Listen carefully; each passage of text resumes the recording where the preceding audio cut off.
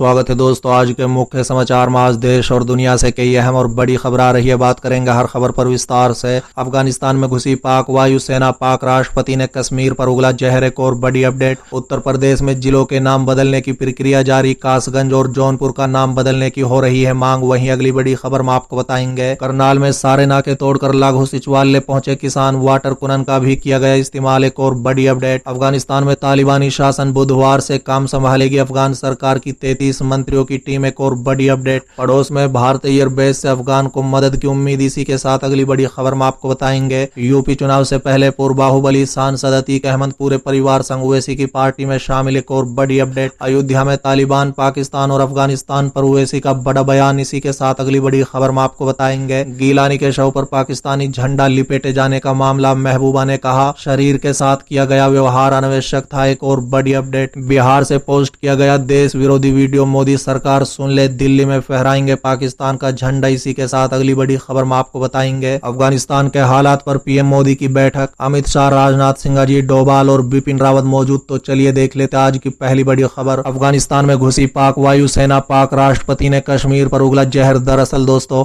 अफगानिस्तान में तालिबान को सत्ता में आते ही पाकिस्तान ने कश्मीर राग अलापना शुरू कर दिया है। प्रधानमंत्री इमरान खान और उनके मंत्रियों के बाद अब राष्ट्रपति आरिफ अलवी ने कश्मीर राग छेड़ दिया है। बता दें कि पाक राष्ट्रपति आरिफ अलवी ने कहा है कि कश्मीर मुद्दे पर पाकिस्तान अपने सिद्धांतिक रुख से कभी पीछे नहीं हटेगा और कश्मीर के लोगों का समर्थन करना जारी रखेगा। साथ ही पाक राष्ट्रपति ने कहा है कि अफगानिस्तान की स्थिति पर पाकिस्तान पूरी तरह अवगत है और हर स्थिति पर नजर रखे हुए है। चलिए अगली खबर, यूपी में जिलों के नाम बदलने की प्रक्रिया जारी। कासगंज और जौनपुर का नाम बदलने की हो रही है मांग। दरअसल दोस्तों, उत्तर प्रदेश के जिलों के नाम बदलने की प्रक्रिया जारी है। कासगंज जिला पंचायत बोर्ड ने एक प्रस्ताव पारित किया है जिसमें कहा गया है कि कासगंज का नाम बदलकर पूर्व मुख्यमंत्री की याद में कल्याण सिंह नगर किया जाना चाहिए।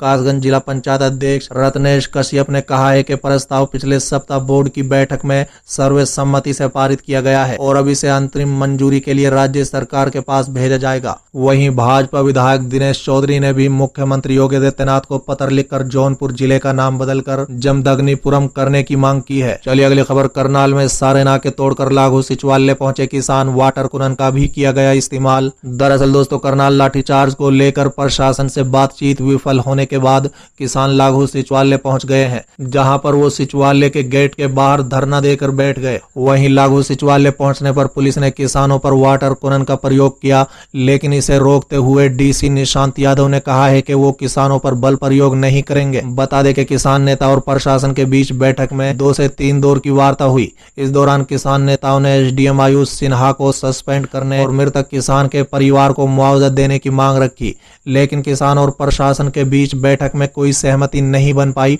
सहमति न बनने पर किसान नेता सचिवालय से बाहर आ गए, जिसके बाद किसान नेताओं ने लागू सचिवालय का घेराव का ऐलान किया। ऐलान के बाद हजारों किसानों के हुजूम से पूरा करनाल शहर भर गया। किसान बैरिकेड तोड़ते हुए आगे बढ़ गए। बता दें कि इसी बीच नमस्ते चौक पर पहुंचने के बाद किसान नेता योगेंद्र यादव, राकेश टिकैत, गुरनाम सिंह चढ़ूनी वगैरह कई नेताओं को पुलिस ने हिरासत में ले लिया, जिससे किसान गुस्सा आ गए। उन्होंने नेताओं को छोड़ने के लिए भारी दबाव बनाया, जिसके बाद पुलिस ने नेताओं को बस से उतार दिया। पुलिस के छोड़ने के बाद किसान नेता अपने साथी किसानों के साथ आगे बढ़ते चले और फिर आखिर में अंतिम बैरिकेड तोड़ लागू सचिवालय पहुंच गए, जहां वो अब धरने पर बैठे हुए हैं। किसान नेताओं ने सचिवालय के बाहर पक्का मोर्चा लगाने का फैसला लिया है। बता दें कि लागू सचिवालय पहुंचने के बाद किसान नेता राकेश टिकैत ने एक ट्वीट किया, जिसमें उन्होंने कहा है कि हम किसान साथियों समेत लागू सचिवालय करनाल में पहुंच चुके हैं। पुलिस ने हिरासत में जरूर लिया था, लेकिन युवाओं के जोश के आगे पुलिस को छोड़ना पड़ा। किसान साथियों के साथ सचिवालय पर उपस्थित हूँ, लड़ाई जारी रहेगी। बता दें कि करनाल में किसान नेताओं को हिरासत में लेने पर जींद में किसान भड़क गए। उन्होंने नंगूरा गांव में जींद कैथल चंडीगढ़ हाईवे को जाम कर दिया। इसके अलावा गांव में किसानों ने जींद करनाल हाईवे को भी जाम कर दिया। बता दें कि करनाल में लाठीचार्ज के बाद किसान नेता 3 मांगों को लेकर अड़े हुए हैं। उनकी मांग है कि मृतक किसान के परिवार को 25 लाख का मुआवजा और परिवार के एक सदस्य को नौकरी मिले। लाठीचार्ज में घायल किसानों को 2-2 लाख रुपए मुआवजा और आरोपी एसडीएम समेत तमाम पुलिस अधिकारियों पर सख्त कार्रवाई की जाए। चलिए अगली खबर, अफगानिस्तान में तालिबानी शासन बुधवार से काम संभालेगी अफगान इमरान सरकार के 33 मंत्रियों की टीम। दरअसल दोस्तों, तालिबान ने अफगानिस्तान सरकार को गठन का ऐलान कर दिया है। अफगानिस्तान में कार्यवाहक सरकार होगी जिसके मुखिया मुल्ला महमूद हसन आखुंद होंगे। नई सरकार में कुल 33 मंत्रियों को शामिल किया गया है, हालांकि इसमें कोई भी महिला शामिल नहीं है।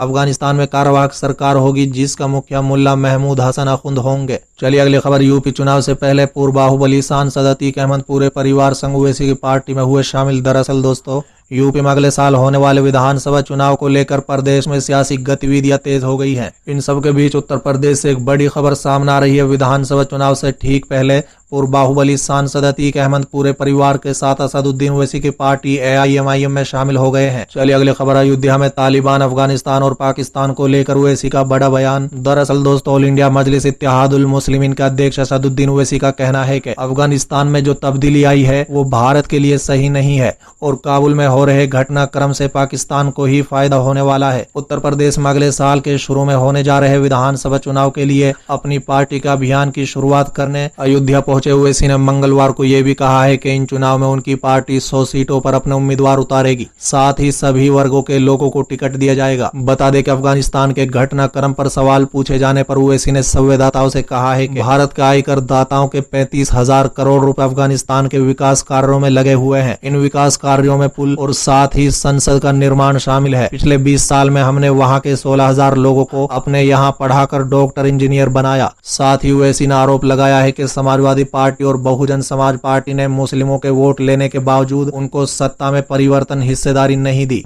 उन्होंने कहा है कि उनकी पार्टी आगामी उत्तर प्रदेश विधानसभा चुनाव में करीब 100 सीटों पर चुनाव लड़ेगी और सभी वर्गों के लिए टिकट देगी। चलिए अगली खबर। गीलानी के शव पर पाकिस्तानी झंडा लपेटे जाने का मामला। महबूबा ने कहा शरीर के साथ किया गया व्यवहार अनावश्यक था। दरअसल दोस्तों, मौत के बाद अलगाववादी नेता सैयद अली शाह गीलानी के शरीर पर पाकिस्तानी झंडा लपेटे जाने और राष्ट्र विरोधी नारे लगाने के मामले में महबूबा मुफ्ती का बयान सामने आया है। PDP मुखिया महबूबा ने भारत के लोकतंत्र देश बताते हुए गीलानी के परिवार का बचाव किया है। बता दें कि इस मामले में महबूबा मुफ्ती ने पुलिस को ही कटघरे में खड़ा कर दिया है। उन्होंने कहा है कि गीलानी के शरीर के साथ किया गया व्यवहार अनावश्यक था। कोई जीवित व्यक्ति से लड़ सकता है लेकिन मरे हुए शरीर को उदासीन उपचार नहीं मिलना चाहिए। श्रीनगर में महबूबा मुफ्ती ने कहा है कि वीडियो और समाचार से पता चला है कि जम्मू कश्मीर के लोग काफी निराश हैं। उन्होंने कहा है कि सरकार को परिवार की इच्छा के मुताबिक गीलानी का अंतिम संस्कार करने की इजाजत देनी चाहिए थी। चलिए अगली खबर। मोदी सरकार सुन ले, दिल्ली में फहराएंगे पाकिस्तान का झंडा। बिहार से पोस्ट किया गया देश विरोधी वीडियो। दरअसल दोस्तों, अफगानिस्तान पर तालिबान के कब्जे करने का असर अब भारत में भी भटके हुए युवकों पर पड़ने लगा है। बिना सोचे समझे युवक ऐसे वीडियो को इंटरनेट मीडिया पर पोस्ट कर रहे हैं जिसमें देश में सामाजिक ताना बाना बिगड़ सकता है। चलिए अगली खबर। अफगानिस्तान के हालात पर PM मोदी की बैठक। अमित शाह, राजनाथ सिंह, अजीत डोभाल और बिपिन रावत रहे मौजूद। दरअसल दोस्तों, अफगानिस्तान के हालात पर PM मोदी ने बैठक की। इस बैठक में गृह मंत्री अमित शाह, रक्षा मंत्री राजनाथ सिंह, राष्ट्रीय सुरक्षा सलाहकार अजीत डोभाल और CDS जनरल बिपिन रावत मौजूद रहे। बता दें,